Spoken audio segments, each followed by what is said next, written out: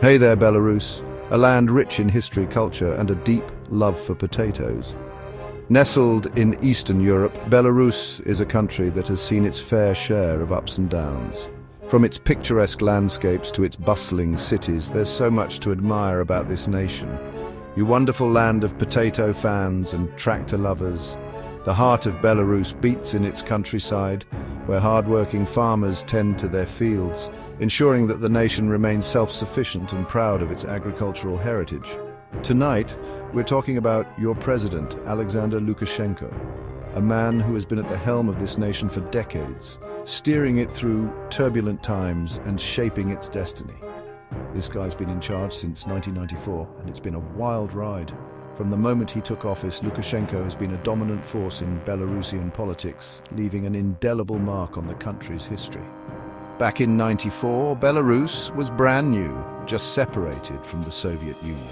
The air was thick with hope and anticipation as the nation embarked on a journey of self-discovery and independence.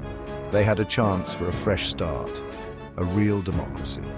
The people of Belarus were eager to embrace change, to build a society based on democratic principles and the rule of law, and they picked Alexander Lukashenko, a man who promised stability and prosperity, capturing the hearts and minds of the electorate with his charismatic presence and bold promises.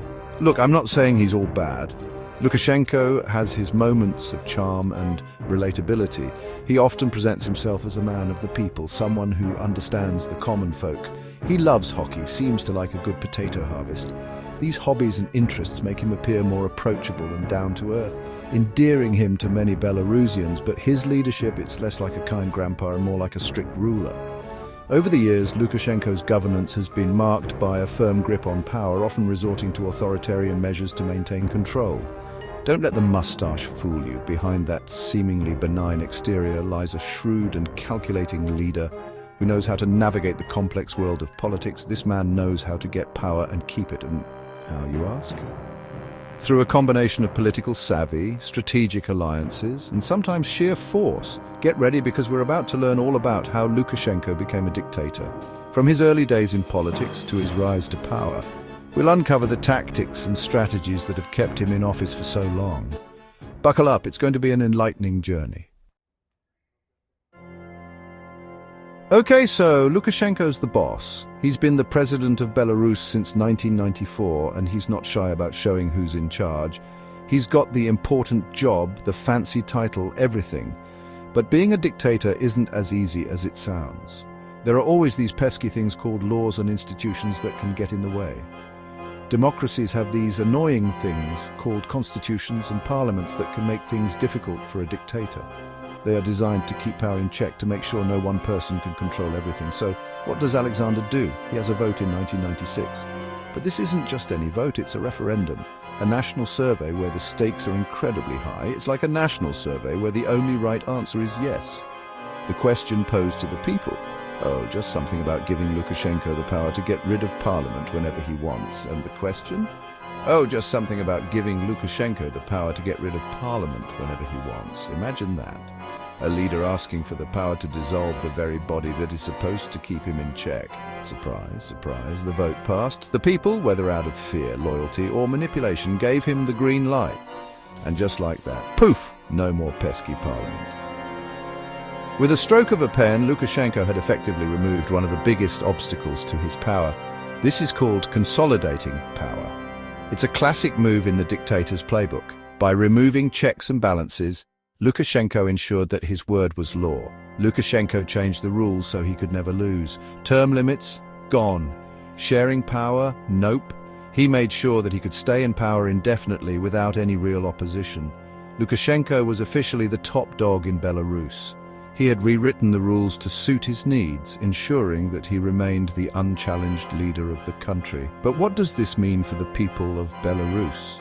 It means living under a regime where dissent is not tolerated, where the leader's power is absolute, and where the future is uncertain. Over the years, there have been protests, cries for democracy, and demands for change. But Lukashenko's grip on power has remained firm, showing just how effective his rule-changing tactics have been. As long as Lukashenko remains in power, the rules of the game in Belarus will always be in his favor. And for now, it seems, he's not going anywhere. Imagine a giant pyramid. At the very top is Lukashenko. Below him are layers of officials, all trying to get his attention. This is the Lukashenko regime. It's all about loyalty. Want to move up? You better be ready to do whatever he says. It's not just about obeying, though. Lukashenko is clever. He knows too much power in one place for too long can be risky. So he keeps everyone guessing. He moves officials around, makes them compete. It's like a messed up game show where the prize is not getting sent to jail too. We know Lukashenko makes his own rules. He's been in power for decades, and his grip on Belarus is ironclad. His regime is notorious for its authoritarian practices, and he's not shy about bending the rules to suit his needs. But even dictators have to have elections sometimes, right? These elections are more of a formality, a way to maintain a facade of democracy. They give the illusion of choice, but everyone knows the outcome is predetermined. It's all for show. Everyone knows who'll win. The voters go through the motions, but there's a palpable sense of disillusionment. The polling stations are often empty, and those who do show up know their votes don't really count, but they have to pretend. The government stages these elections to legitimize their rule. Surveillance is rampant, and election officials are under strict orders to ensure the right outcome. Now, I don't gamble, but if I did, I'd bet all my money on Lukashenko winning every election by a lot. Take the 2020 election. The streets were plastered with his face, and his supporters were out in full force. This was a big one. People were tired. They wanted change. The 2020 election was different because the opposition had gained significant momentum. Mass protests erupted across the country, with crowds holding signs demanding a new Belarus. They protested, they organized, they hoped for a Belarus without Lukashenko. Activists worked tirelessly, rallying support and organizing demonstrations. The atmosphere was charged with hope and determination. And how did he respond? Lukashenko's response was swift and brutal. Riot police were deployed to confront the protesters, and he gave defiant speeches, dismissing the opposition and asserting his dominance. By winning with 80% of the vote, come on. The official results were announced, and Lukashenko claimed a landslide victory with 80% of the vote. It was a staggering figure that defied belief. Even fake elections should look a little real. The blatant voter fraud was impossible to ignore. Stacked ballot boxes and reports of tampering were widespread, making the whole process a farce. It was so obviously fake that even Russia was surprised. The international community, including Russia, reacted with shock. The sheer audacity of the rigging was too much to overlook, and it drew widespread condemnation. When you're a dictator, you need to control information. People with information get ideas, and ideas can be dangerous. So you crack down on the media. Independent journalists jailed, opposition websites blocked, social media censored. It's not just about controlling the story, it's about creating fear. Make an example of a few and everyone's too scared to speak. It's a classic dictator move, and Lukashenko's great at it. Every good dictator needs someone to enforce the rules. For Lukashenko, that's the Belarusian security forces, police, special forces, intelligence agencies, everyone. They're loyal to Lukashenko, and they're not afraid to use force. Think about it. You want to protest, maybe wave a flag, express your rights, but then you remember the stories: arrests, beatings, torture. Suddenly, staying home and watching TV doesn't seem so bad.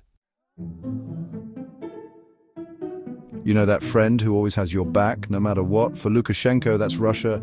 Russia doesn't have a great record with democracy. They make Lukashenko look good. But they both like authoritarianism. So when the West complains about Lukashenko's human rights record, who does he call? Putin. And Putin helps him out with loans, supports the Belarusian economy, and protects him from international criticism. Okay, so Lukashenko has a lot of control. He's got the constitution, the elections, the media, the security forces, and even Russia. But even the strongest regimes have weaknesses. Remember the 2020 election? That was a big deal. It showed that despite the fear, the people of Belarus haven't given up. And then there's the economy. Years of bad management and corruption have hurt it. Belarus depends a lot on Russia, and that's not good for economic success. So, what's next for Belarus? Will Lukashenko rule forever, or will the people finally win? It's hard to say. But one thing's for sure, the fight for democracy in Belarus isn't over, and I wouldn't bet against the Belarusian people. They've been incredibly brave. So to the people of Belarus, we see you, we hear you, we support you. Stay strong, stay hopeful, and keep fighting for the future you deserve, and maybe eat fewer potatoes for a while. Just a thought. That's our show.